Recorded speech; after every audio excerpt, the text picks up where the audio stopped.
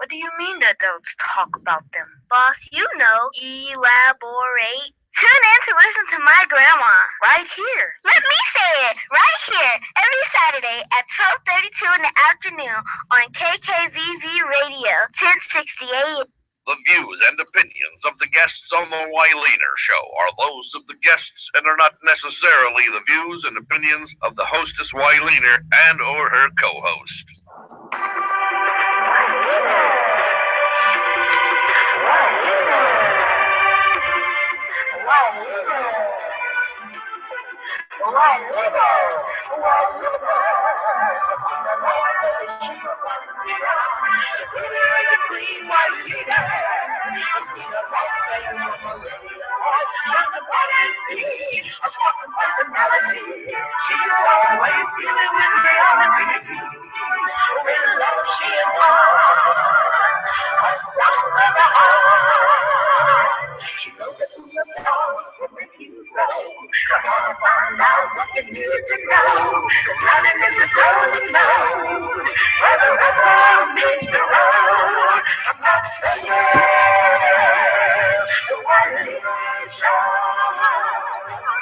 Black History Month it is. The Black Church in America. Boy, I tell you, the WYLEANER show getting ready to bust a move for the month of February, and y'all better strap up your boots and get ready for the rubber to meet the road. Yes, indeed, it's me. Y'all know who I am. I am WYLEANER, the Las Vegas queen of gospel, and I tell you what, I'm excited to be back with you again today, and I'm looking forward to the entire month of February so we can talk about the Black history. But I want to welcome everybody back. I want to welcome all of my listeners, all of my viewers, everybody that's out there listening on KKVV 1060 AM Las Vegas on your radio dial, and all of those who are out there watching on all the internet places, WYLEANERTVShow.com, and anywhere else that you're watching on the internet. And I want to give a shout out to the staff right here at KKVV. I just say hello to the staff. They are the bomb, and I want to say hello to my family. I love all of my family. Everybody that's in my family, I love y'all. And my haters, hello haters, I love y'all too. You know I gotta love you, because if I don't, you'll stop talking about me. Anyway, I just want to say it is great to be back with you again today. And this month, each Saturday this month, the WYLEANER show is going to touch on something different in relation to the Black church. We're working all the way up to the future of the Black church. So right now, we're going to start today with the origin of how did Black people get here in the first place. Okay? Y'all know you're going to hear it right here on the WYLEANER show, because this is how I do what I do. But meanwhile, I got to pay the bills. So, you know, in order for me to stay with you, I got to go pay the bills. So just sit right there and I'll be right back. Feel like you're stuck in a state of compensation stagnation? You know, still glad to be getting a paycheck, but not so glad about going another year without getting a raise. Then State Farm agent Mike Whitford in Las Vegas would like to help you get into a better state. One where more car insurance savings can help stretch your hard-earned dollars a little farther. The process starts with a discount double check, where he'll take the time to talk with you and carefully go through your car insurance to make sure you're getting all the discounts you deserve. It's fast, it's free, and according to Mike, some people say it's kind of fun watching 10% here, 15% there add up to as much as 40% in discounts. And when those discounts turn into dollars, it's like having a few hundred extra in your pocket. Sound good? Then get your budget to a better state by calling State Farm agent Mike Whitford at 702-463-2400. That's 702-463-2400. Call today. Discounts may vary state to state. Okay, listen, and make sure when you call Mike Whitford, tell him that you heard about him on the WYLEANER show. And when you mention my show, you will get a $10 gift card, gift certificate that you can use to purchase something online or wherever, you know. So make sure you call over there and get some insurance, any kind of insurance, but mention the WYLEANER show. Okay? All right. And to be a guest on the WYLEANER show, just call in at 702-242-2100. That's 702-242-2100. Make sure you call in if you would like to be a guest on the show. And you can also shoot me an email if you'd like to be a guest on the show at WYLEANERTVShow@AOL.com. That's WYLEANERTVShow@AOL.com. You can also make a donation to the WYLEANER Show if you like to feel so inclined to make a donation. Those of you who are out there watching or who visit WYLEANERTVShow.com, and right up there at the top of the screen, you will see a donate button. Please make a donation to the WYLEANER Show. That will help the show to stay on the air. I really would greatly appreciate your financial contribution. However much you choose to give is fine with me. Just, it'll just help the show to continue to go forward. All right. And so for callers, you will be able to call in if you like. But we do have some serious topics to discuss today. And for the rest of this month, every Saturday this month, we will be talking about something in relation to the Black history in the Black church. So I have my guests with me today, and I am looking forward to having a discussion with them. Now, today I brought back, she was excited to come back with me, and she was just with me last week, and that was Miss Jennifer Carr from the Quakers Belief. And you're going to find out exactly why Miss Carr came back. And what does the Quakers have to do with this Black History Month? Well, we're going to find out. Jennifer, how are you today? I'm well. How are you? I am wonderful, and thank you so much for coming back. I appreciate it. So how was your week? It was great. Okay. All right. And so everybody that's been watching for the past couple of weeks, they know exactly who you are because you've been with me for a couple weeks now, right? Yes. Okay. So what I'm going to do, Jennifer, thank you very much for being a part of the WYLEANER Show once again. And I'm sure that we're going to learn a lot from you today in relation to Black History Month. And everybody's going to find out exactly what you have to share with us. But meanwhile, Jennifer, I have another guest here, and this gentleman, he's been with us before. He's been with me before, but it's been quite some time on the WYLEANER Show since he's been here. So I'm going to sort of reintroduce him to you guys a little bit. For those of you who missed him when he was here before, you will get a chance to learn from this gentleman. He's going to be with me all month. Okay, the Rabbi Ta'Marrhyham is his name.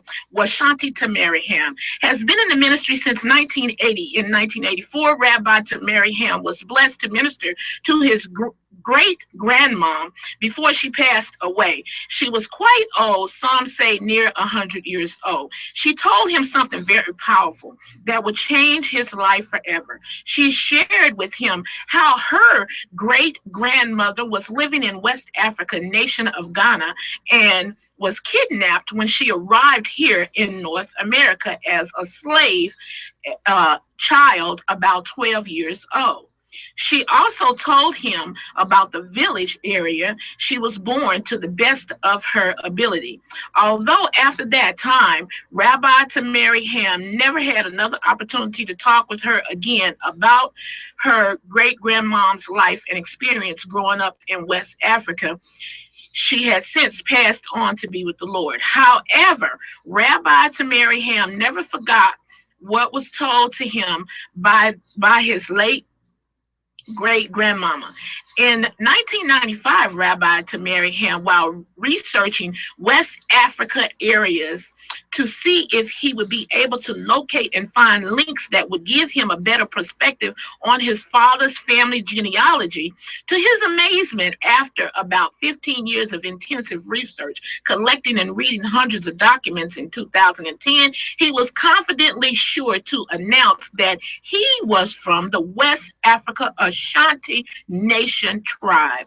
After spending over 15 years of researching the ancient Hebrews, anthropology, and biblical studies, Dr. Ta'Marrhyham is also the founder and chancellor of Hebrew University Institute, Messianic Hebrew Community of Nevada, and Light of the White Harvest Press and Publications. Today, Rabbi Ta'Marrhyham have dedicated the rest of his life to teach the so-called Negro race living in the Western Hemisphere and those who have been displaced throughout the four corners of the earth in Gentile nations, their true origin, lineage, history, culture, and heritage.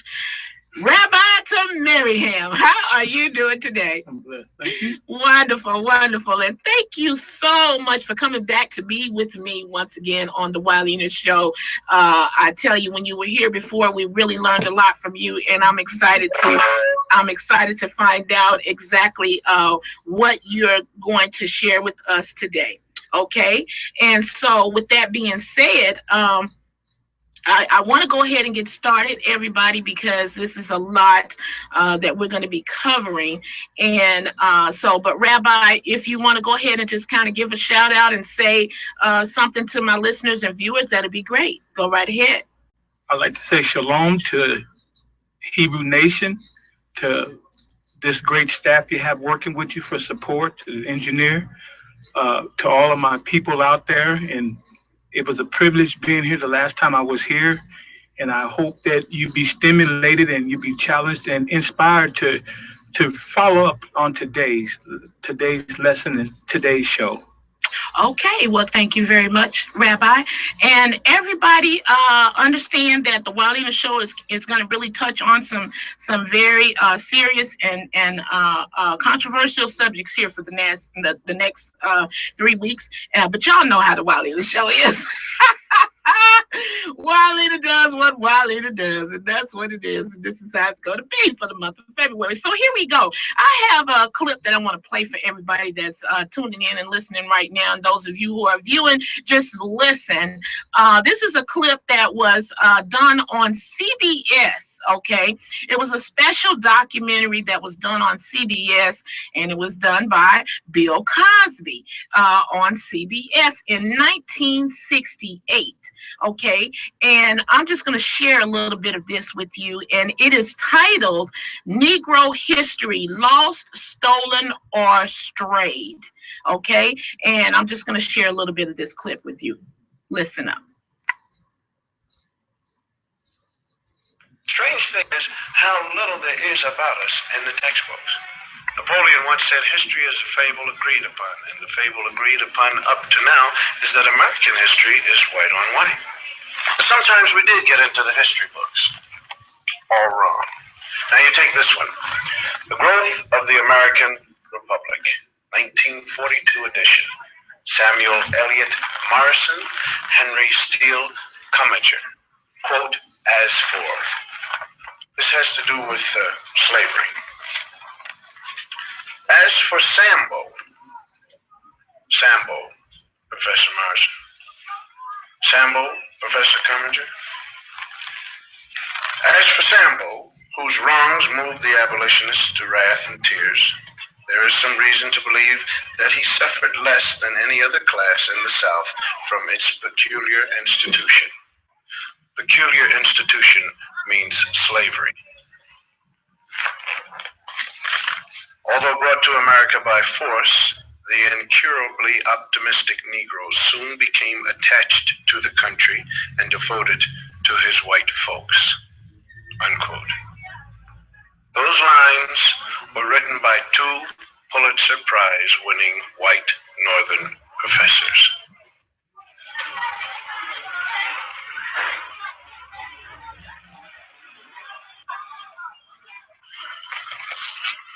Slavery. That's the place everybody likes to start Negro history. You have ignorant black men being brought over from Africa in chains. Terrible thing, slavery. But this way slavery is taught, it sort of takes the sting out of it. Because the way it's usually taught, people think that we Afro-Americans started with nothing but little grass skirts like the kids in the Tarzan movies. And though America gave us slavery, America kindly gave us religion and a lick or two of education. And when we get more jobs and more education, then up from slavery. But we had something before we left Africa, something more than rhythm. I mean, we had a high culture. Culture was so high that great artists in the world are still borrowing from it.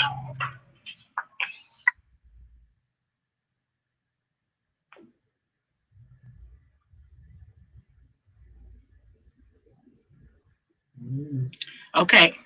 You gotta give us a little more than rhythm. You gotta give us style.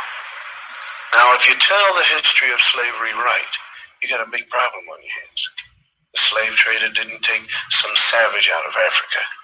He took a human being, sold him like an animal, and separated him from his family. America invented the cruelest slavery in the history of the world because it broke up black families. After slavery was over, America kept breaking up the black man's family. And that's some awful history to teach. Now, if you want to look history right straight in the eye, you're going to get a black eye. Because it isn't important whether a few black heroes got lost or stolen or strayed in America's history textbooks. What's important is why they got left out. Now, this country has got a psychological history. There was a master race, there was a slave race. And though there isn't any political slavery anymore, those same old attitudes have hung around. I mean, the burning part of Burn, Baby Burn is right here in this classroom. Okay, that clip was shared on, and if anybody wants to see it, it's actually a 1 hour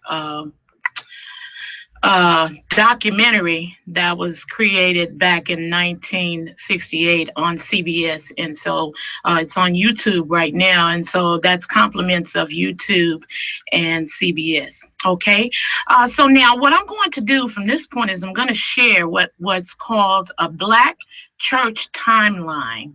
Okay, and I'm going to start with some material that I'm going to read, and then we'll go from there, and I'll explain to my listeners and viewers how this is going to flow. Okay, so right now, just listen to this. This African American church history timeline will guide you through the development of African American Christianity. The purpose is to show the development of all aspects of African American Christianity in relation to each other chronologically. The format is simple in order that it may be copied with little difficulty. Feel free to copy this document for personal or classroom use. Within this document, the terms Black and African American are used interchangeably. The nature of the project means it is an ongoing living document. And this document was provided on the website called ChristianTimelines.com. ChristianTimelines.com, and it was written by Mr. Mark Nickens, Nickens. In 1441, the Portuguese began taking Africans as slaves and transporting them away from Africa. These first African slaves were taken to Europe to serve in households. In 1502, the African slaves first came to the Western Hemisphere when they were brought to Hispaniola. In 1535, Cabeza de Vaca, a Spanish explorer in the New World, and 3 other men were the only survivors out of 300 men who had left Spain in 1527. He led them through part of the southeast of present-day USA and into Mexico, where they were rescued. One of the 3 other men were Benitez, a Black man. He is the first Black person known to have come to present-day US. In an odd twist of fate, the Indians several times made Cabeza de Vaca a slave.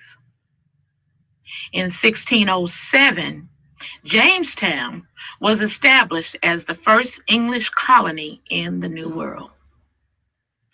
1619, March, according to the census taken in this month, 32 Blacks, 15 men, and 17 women were in the service of Jamestown planters. April, a Dutch ship of unknown name and an English ship named Treasurer set out on a trading trip. While out to sea, they attacked and captured a Portuguese slave ship with approximately 100 Africans aboard. August, The Dutch ship landed at Old Point Comfort near Jamestown, Virginia, and sold 20 and odd Negroes. This figure is taken from a letter by John Rolfe written in January 1620 to the Virginians. Most of the slaves were sold to the governor, Sir George Yeardley, and a wealthy merchant, Abraham Percy. Small boats smuggled the slaves to Jamestown.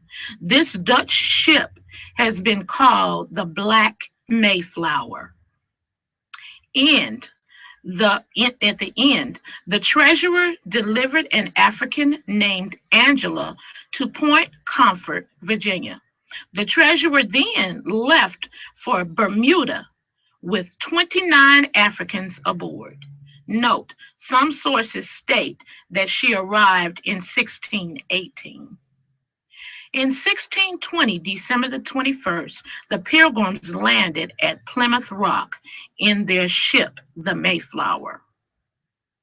1669, April the 14th, an African man named Emmanuel is baptized in a Lutheran church in New York City. 1688, February the 18th, 4 friends, Quakers, from Germantown, Pennsylvania, issued a minute against slavery addressed to Germantown Monthly Meeting, 1688. This may be the first protest of African slavery in the colonies. Now, this is where I stop and I turn to my guest, Miss Jennifer Carr. And Miss Jennifer Carr, you are here to talk to us about the Friends, the Quakers. And we're going to start from 1688. And from what I understand, you actually have that literal petition that was served in 1688 that you're going to share with us today. Am I correct? Yes. Okay, so go right ahead and the floor is all yours. Okay, so 2 things. The first is that this particular document uses language that what we would call today the N-word. So when I get to that word, rather than saying it, because I find it offensive, I'm going to spell it, and I will use the non-standard spelling that the people writing this minute, 400 years ago used. Okay. The second thing that you'll want to know is that these minutes are ways that Quakers communicate with other Quakers and motivate them to take action on something that we believe to be sinful. So this minute is a writing from Quakers in one area to Quakers in another area, telling them this is something that's going on around us that we should take a position on. Okay. Because we don't have a central leadership to tell us what we ought to believe, each person, each group is searching for what they believe to be the truth and then advocating to others, this is what we ought to be doing. Okay. So within that context, here we go.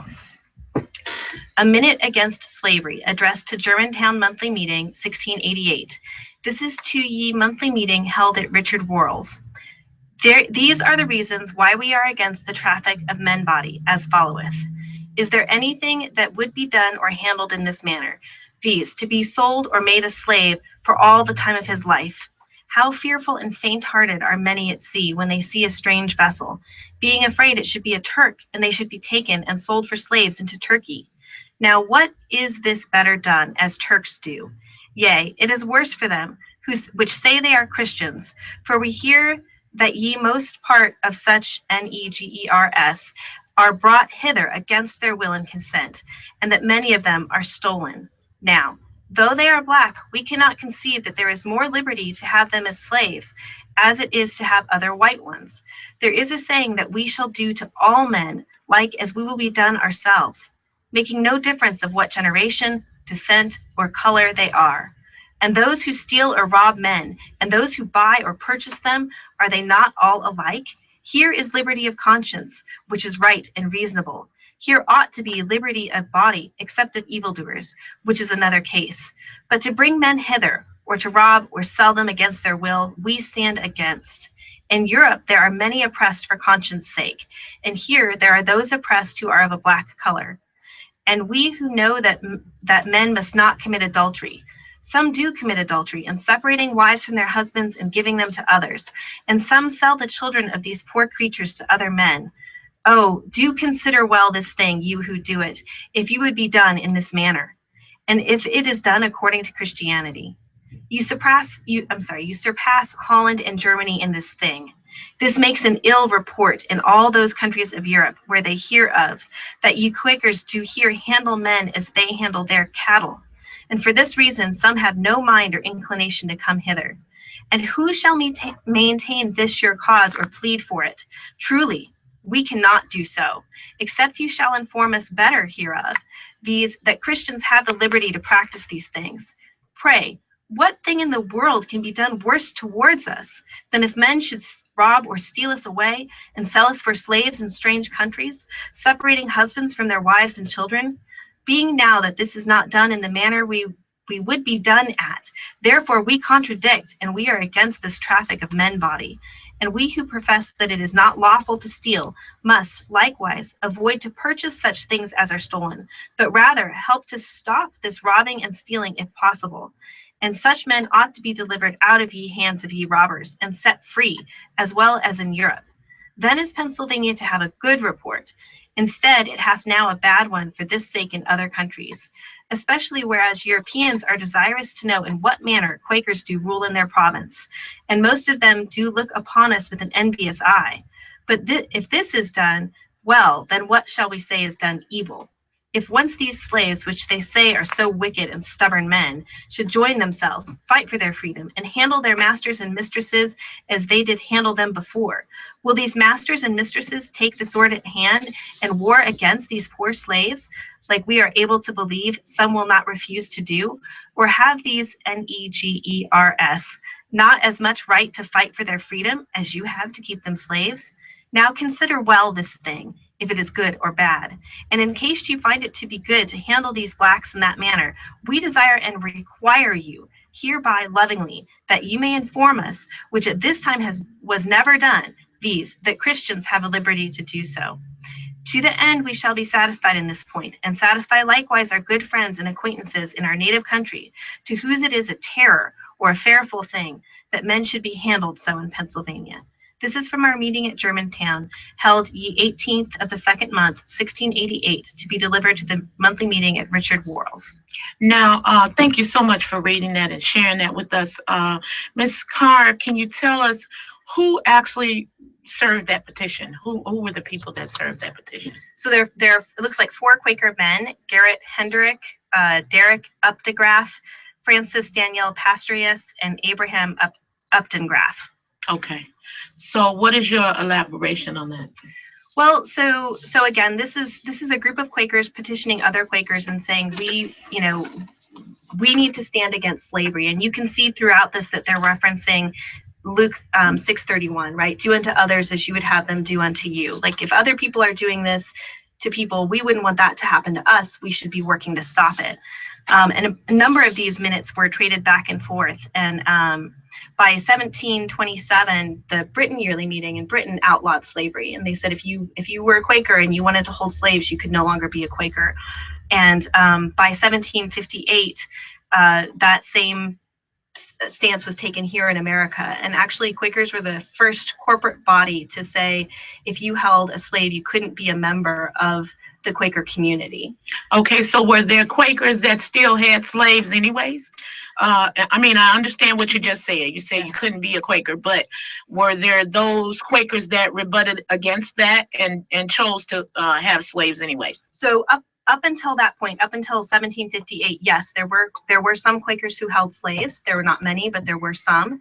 After that point, at that point, all of the Quakers were in agreement that owning slaves was sinful, and if you chose to own a slave, you could not be a Quaker. Okay. All right. I want to share another clip here, and this is by Mr. Juan Williams on Quakers in the Black Philippines, and this is a one and a half minute clip. Keys to understanding this period in Philadelphia Black or colored society is understanding how much of the ethos was influenced by the Quakers, that the Quakers' attitude towards racial diversity or integration or racial equality, as well as equality between men and women, suddenly becomes really, it becomes the anthem of Black Philadelphia. You get a sense that their notion of equality and opportunity extends from this Quaker idea that you speak truth to power, that you have diverse points of view that result in consensus building, that you have a sense of participation, that every man and every woman has that of God within. These things become reflected in terms of the educational institution, the Institute for Colored Youth, formed by Quaker abolitionists, but also, and I think this is really, sort of how light gets reflected in many ways, it starts to then be reflected in terms of what's coming from the Black pulpit, in terms of the Black Episcopal experience, the AME experience, what comes in terms of the Black Baptist experience. It becomes part of Black Philadelphia, but it is a direct tie. It's like a pipeline, an idea, a cultural imperative that comes from Quaker and the Quaker experience, because the Quakers were the ones who were doing so much in terms of opening doors in Philadelphia for Black education, for Black employment opportunity. Okay, that was Mr. Juan Williams on Quakers and Black Philadelphians, compliments of YouTube in relation to Black history. Okay, so now, Rabbi Washante Ta'Marrhyham, I have you here, and you've been sitting quietly and listening to everything we've had to say here. So really, I'd like to allow you at this point to get in on this conversation. And we've come up to actually 1688, but of course, I think I'd like to ask you, do you have any information that you can share with us as to how did Black people get here in the first place in relation to, I mean, I read the information, but, from your studies and your information that you can share with us. Well, there was several ways, quote unquote, so-called Black people got here. First of all, we don't have the time at this particular show to set the stage, to get a real perspective on the context, because the reality is most of what we have been taught for the last 400 years, 300 years about Black history is from a colonial perspective, and is entrenched in imperialism. The victor writes the history, and that has been the premise today.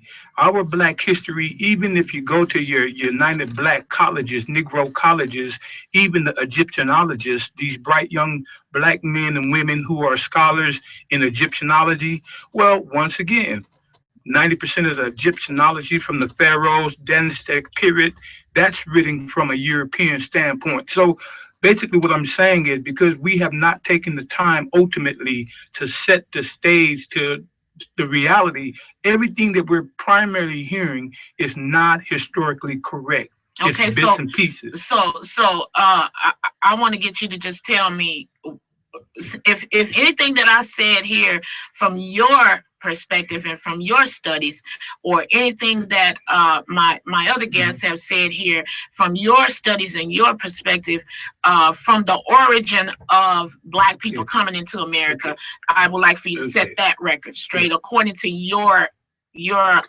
studies. Okay, according to anthropology and biblical archaeology, 725, 745 BC is when the Blacks got here, particularly the northern tribes, the tribe of Israel. When I say the northern tribes, I simply mean the tribes of from Israel. The Native Americans are the northern tribes of Israel. They arrived here. Now, Christopher Columbus, the way he knew that there was people that was living in America, he read it from the Apocrypha, Second Ezra, the 13th chapter, and from 46 all the way to about 53, it tells after the Assyrian captivity, the northern tribes of Israel, rather than going back to the land of Canaan, which is modern day Palestine today, they prayed to the Most High to send them. They wanted to go to a new land, a land that had never been inhabited. Now, the land that they went to was called Arsakas. Now, if you go to a Jewish encyclopedia and you look up the word Arsakas, you'll find out that that word means South America and North America, basically the New World. So the first blacks here was the Native American, and they come from the tribe and the tribe of the northern tribe of Israel. But you have to remember, you had Manasseh there, you had Issachar there. So we have been, as I try to lay the foundation, that we haven't been told exactly. So when you say black, the first blacks, now when you talk about the slavery aspect, 1492, Christopher Columbus, after he came the first time, he took about 690 blacks and Indians to Spain, and then he came back. So 1692 was really the first time slavery started with the Spanish. Now, okay, so where are you getting your information from? If you know, if you're not getting it from scholars, like you can read, one of the books are called the Lost Tribes of Israel, and then the Lost Tribes of the New World. So next week when I come, we'll be able to give a lot of references to what we're talking about. So the bottom line is, now when the Negro, if you want to say, the Negro is the tribe of Judah. Okay, so when Judah was brought, now remember the northern tribe they came on their own, 700 BC. After that, they came on their own. But when Christopher Columbus first came, he took 90 of them back of the northern tribes. And when we think of the Native America, that's all we say, oh, Indians. But no, the Native Americans, they were 10 tribes. They were a mixture of 10, Reuben, Gad. Gad is principally the Native Americans. So Simeon. So the point that I'm saying is when the Southern Kingdom, like I'm from the tribe of Levite, and we came from West Africa. When we came, the Southern tribe of Levite, the Southern tribe of Judah, we came in the late 1400s, the early 1500s, and some of us came as indentured servants. So basically what I'm trying to get the audience to understand is that bits and pieces have been just kind of like glued together, but in reality, the Native American is the northern tribes of Israel. They were already here in BC. Christopher Columbus took 90 of them back to Spain and then came right back to the New World. And that's when slavery started with the northern tribe. But the southern tribe, which is Judah, which is the primary Negroes, we came in the late 1400s, early 1500s. Okay. Okay, I guess everybody know I can't consume all of that in one show. But anyway, I'll sit back and watch my show again and figure it all out. Take some notes for myself, because you just said a whole more than a mouthful right there, Rabbi. So I want to ask the both of you, since we're when you say laying the foundation, what we're trying to do here is let people know, on the WYLEANER show, where Black people came from. You call them Black, you call them Negroes, whatever, but I'm talking about people of color, okay, where they came from, and how we got here in the first place. And then once we have it substantiated as to how we got here, then I want us to talk about the church itself. So now I think you've kind of given us quite a bit of information on how we got here, right? Don't you think so? I mean, because I'm not going to talk about this next week. Right. So let me be a little bit more go precise. Ahead. Yeah. Okay, 1800 years. Ultimately, the Negroes that are living in America, okay, they're from a place called West Asia, okay, Mesopotamia, okay. That's where they come from. From Mesopotamia, a primitive tribe that was called Chaldeans. Chaldeans were the ancestors of Abraham. Chaldeans When Abraham left Mesopotamia in the 13th and 12th chapter of Genesis, and we ultimately, through Moses, we moved into Canaan, which is called modern day Palestine. From there, around 70 AD, King Titus, and if you look Yahshua in the 21st chapter of St. Luke, Jesus, for those that don't know who Yahshua is, Yeshua is his Hebrew name. He prophesied 27 years after he prophesied for as the scriptures say, vengeance must be fulfilled. So Moses in the 28th chapter of Genesis, 28th chapter of Deuteronomy, he prophesied that the Israelites would go into slavery. The very Israelites that he prophesied, the Negro today from the tribe of Judah, are the very people that Moses talked about, and then later on the Messiah in Luke the 21st chapter. So after 20-some years after he died, when King Titus 70 AD, 65 AD, 180 AD, 135 AD came into Rome, came into Palestine and took the Jews, most of us fled to West Africa. The ones that didn't flee to West Africa, some fled to other parts of Canaan, but remote parts. So we were moved. We migrated to West Africa. 1,800 years before the Arab slave trade, we set up Hebrew African nations.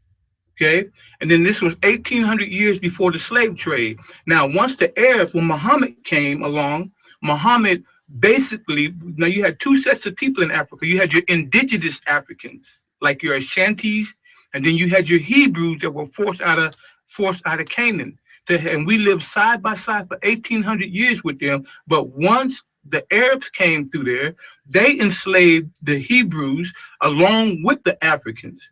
Now, if you look, Psalms 83rd chapter will tell you how the nations got together and conspired to take the Israelites, to rob them of their name, their language, and their heritage. So the bottom line was, after the Arabs sold us to, after the Africans and Arabs got together and sold us to the Europeans said, hey, wait a minute, let me cut out the middleman. And so this was when Belgium, France, and all of them came into taking us from West Africa and bringing us here to the New World.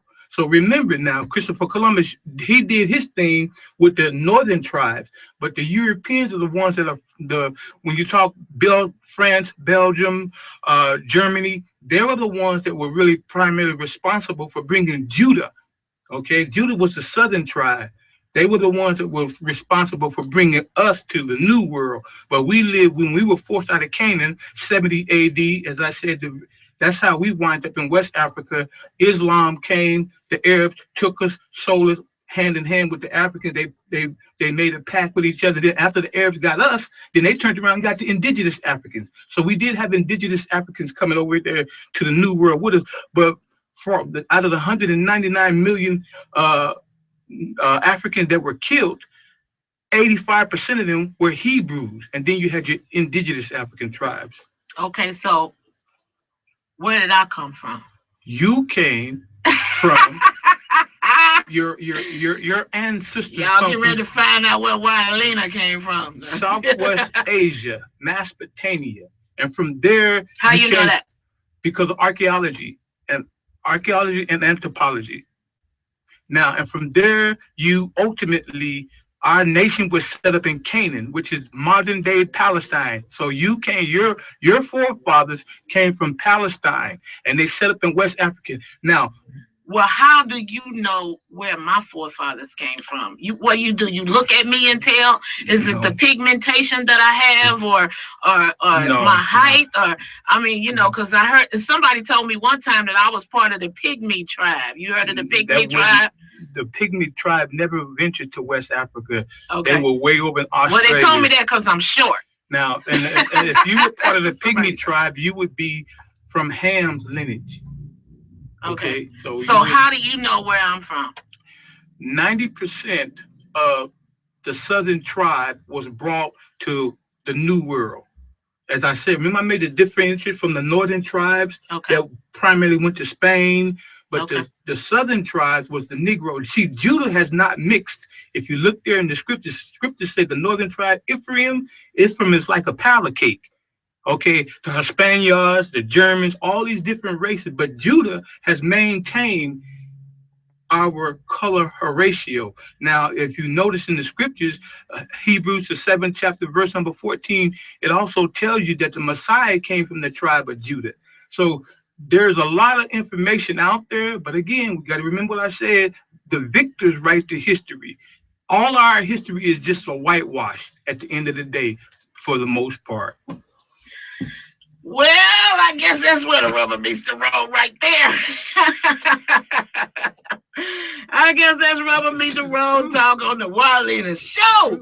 Anyway, Jennifer, I know you have been so nice and quiet over there, but you know, both of you have had your quiet time. So, you know, I want to turn to you once again, Jennifer, and you've heard a lot of the things that he said. So are you familiar with any of that information at all, or is that just kind of, you know, over your head a little bit or what? I can't really speak to that. I'd be happy to talk a little bit more about Quakers and their relationship. Okay, go for it. Well, so one thing, so after Quakers outlaw slavery, slavery is still legal in the United States, which by the way isn't the United States yet, right? It's still a colony at the time that the Quakers say you can't be a Quaker and have a slave. Okay. So they begin a process of trying to put pressure on the government to get rid of slavery. And so Quakers begin a boycott.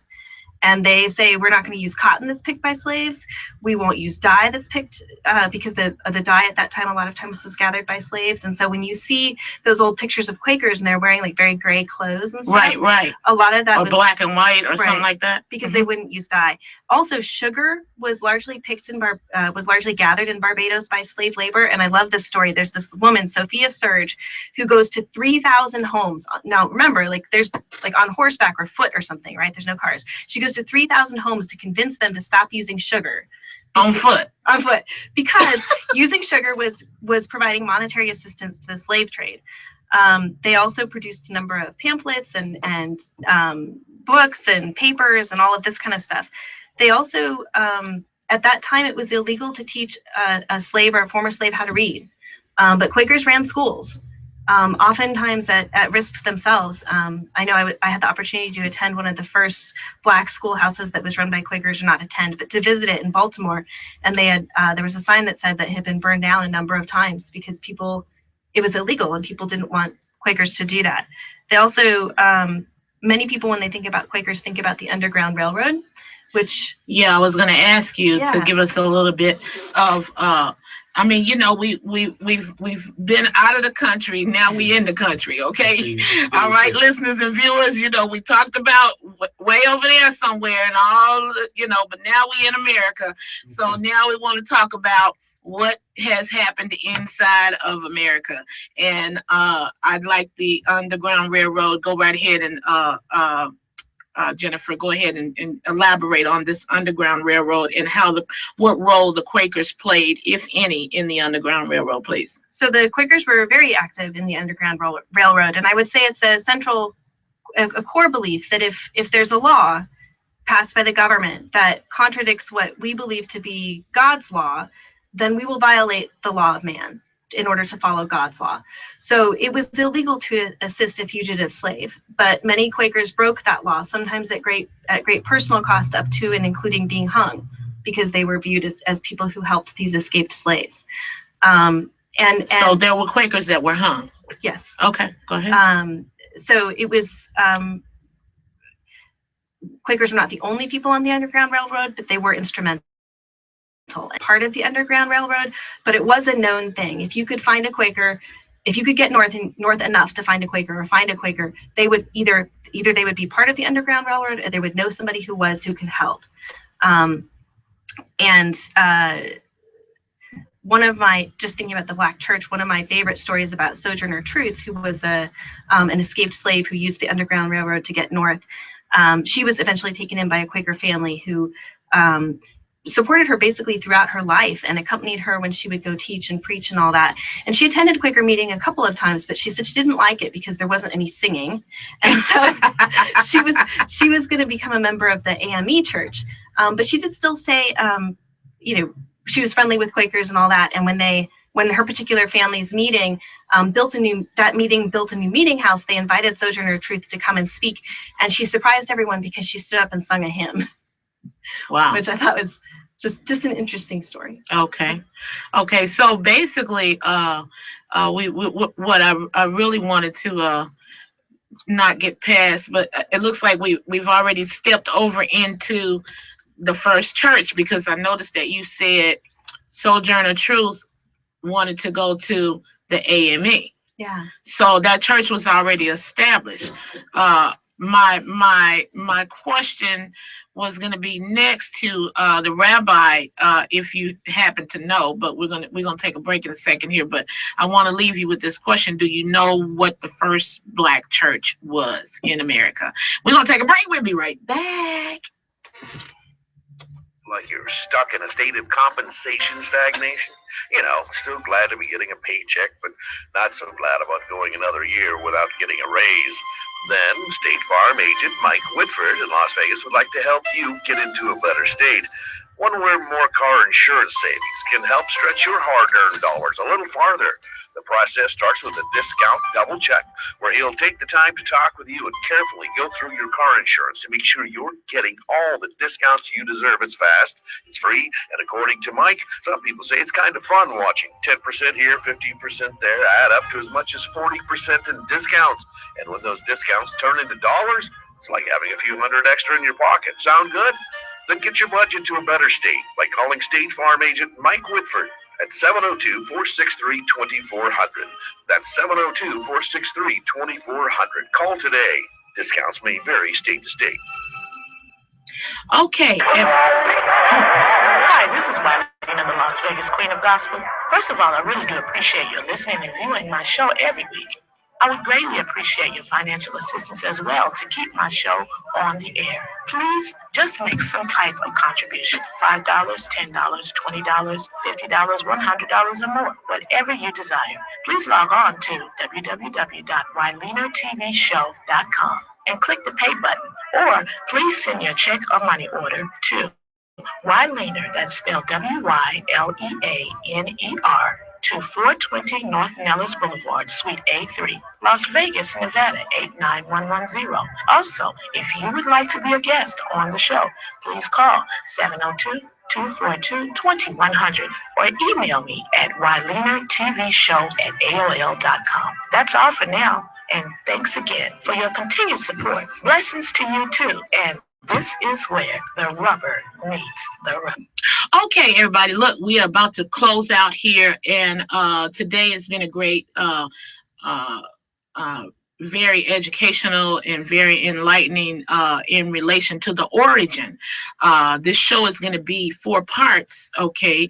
The first part was today, and that was the origin and of Black people, how we got here and how it all got started in a sense. Next week, it's going to be the past, okay? And we're talking about the past of the American the Black church, okay? And so I asked Rabbi to answer one quick question for me, and that is, do you know the name of the first Black church? And that is to what we're going to be discussing next week, is how the first Black church got started and what are some of the things that went on, throughout the course of the first Black church, okay? And if there was more than one, so we're going to discuss that next week. But Rabbi, do you know the name of the very first Black church? Well, there's a controversy, but the very first Black church that primarily the United States government recognizes is Bishop James Allen of the Episcopalian Church, about 1795 up in there. That was the first church in American history for free Blacks that was recognized as a chartered church, corporated church. Okay, and what was the title of that church again? First Baptist Episcopalian Church. Okay, so First Baptist. Okay, yeah, and I've done some research too, and it is some controversy there, Rabbi. I definitely agree with you on that. There is a little bit of controversy as to which which black church was the first black church, you know. So, but we're going to come back with you next week, and we're going to be talking about the first black church and what went on in the first black church and how it all got started and all that. And then, of course, the following week, we will talk about the present day black church. On part 3, we will talk about the present day black church. And then our last week, we will talk about the future of the black church and where's the black church going? Is it going right? Is it going wrong? What is it doing? Okay. And so I want to say thank you very much to my guests for coming and sharing their knowledge with us today. I thank you so much, Miss Jennifer Carr, for coming back. You've been with me for 2 weeks, and this makes 3, so I'm not going to take up any more of your time out of your busy schedule with your family, your kids and everything. And so for the next 3 weeks, it'll be myself and the rabbi and any of the callers or anybody that wants to get in on the conversation. And Ms. Carr, you have been a wonderful guest, and you have shared a lot of pertinent information with us in relation to the Quakers. A lot of people don't know anything about Quakers. And I think a lot of people was like, you know, when I said I was going to bring on the Quakers, they was like, Quakers? You know, what is that? You know? So hopefully you found out right here on the WYLEANER Show what the Quakers are really all about and what they've done and how the contributions that they have made. And those that didn't make any contributions, we found out about them too, because there was some that did and some that didn't, right, Ms. Carr? And so everybody wasn't all the way 100% good people, but there was a lot of good people back in those days. And so we really appreciate knowing that. And thank you so much, Ms. Carr, once again for coming on the show and sharing with us. Okay? It was my pleasure. All right, wonderful.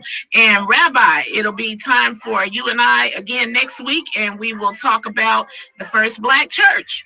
And we'll talk about what they did and how they did it and all kinds of stuff like that. Whatever comes to our minds that we want to share with the listeners and viewers in relation to the very first black church. And you are right. There is some controversy as to what it was. Was it Baptist? Was it Episcopal? Was it AME or what? So we'll find out next week. Thank you so much, Rabbi, for coming and sharing with us today. Okay, and so y'all know, I'll tell you to study for yourself. Well, I think I'll probably hold that until next week. But anyway, I said it. I can't help myself. I have to say it to you anyway. But y'all know this is the show. This is the WYLEANER Show, and I'm going to enjoy talking about Black history for the entire month of February. I'm looking forward to it. And so you tune back in with me again. Make sure you log on to WYLEANERTVShow.com. Make sure you reach up there and click that donate button too, if you will, and make a contribution to the WYLEANER Show. It'll be greatly appreciated. And for those of you who are listening out there on KKVV 1060 AM Las Vegas on your radio dial, I'm looking forward to you tuning in again with me once again next week. So y'all know who I am. I'm WYLEANER, the Las Vegas Queen of Gospel, and this is the show. This is where the rubber meets the road. See you next week.